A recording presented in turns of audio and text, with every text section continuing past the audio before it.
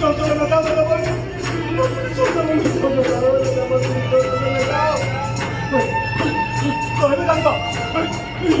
বৃহৎ খণ্ডকেইটাৰ কাৰণে মই তেলৰ ভাত নাখাওঁ নোখোৱা মই তেলত তেনেহ'লে কৰিবি কি নকওঁ কিয়